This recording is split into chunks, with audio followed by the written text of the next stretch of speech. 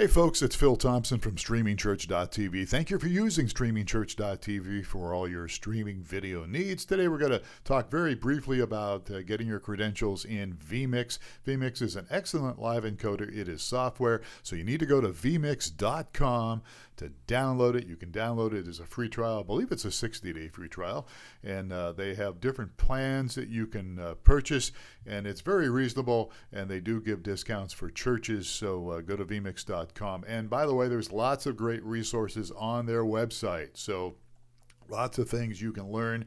And I would really encourage you to do that because this video is not going to go into much depth on the whole thing. But speaking of how to set this thing up, I'm going to go ahead and open up my vMix very quickly here and show you just really the basics here. So to set up your streaming credentials, you want to go open up and click the little gearbox, and it's going to give you an opportunity here to put in your destination. We are a preset on vMix, so you can select streamingchurch.tv, and then you'll get your streamingchurch.tv credentials by going into your streamingchurch.tv admin control panel and over to the encoder settings, and you'll have a username, you have a password, you'll click login and update channels. If everything works out, nothing will happen. If you've entered something incorrectly and you click login and update channels, you'll get an error message. The quality setting, though, this is something that I think it defaults here to 720p, 2.5 megabytes per second.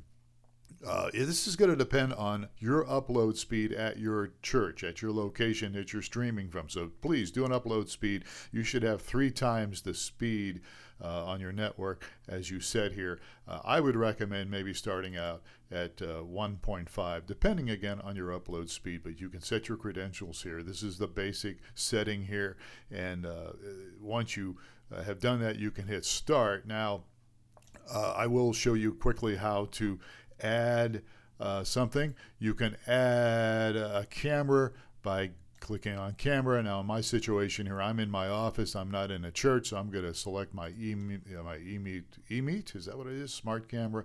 Click OK, and from there you have it. Now, it goes over here to the live set, but you can. This is kind of the queue window here. And then when you're ready to actually switch, and you can line up a bunch of different things here besides your camera, videos, and those kind of things, you can just simply slide it over there like that. Sorry about that. It's clicking in the audio. And speaking of audio, over here is where your audio master is. And yes, you do want to add audio and audio input. And again, you can do that by going over here and clicking audio input. And there's lots of things you can do. So it's really a great little live encoder. That's a picture outside my office window from my camera here. So that's what that is. You don't want to see my mug. But honestly, check out vMix if you want to run it on your Windows. If you have a Mac, it's not going to do that, although there's ways around that. So you can reach out to us about this at streamingchurch.tv.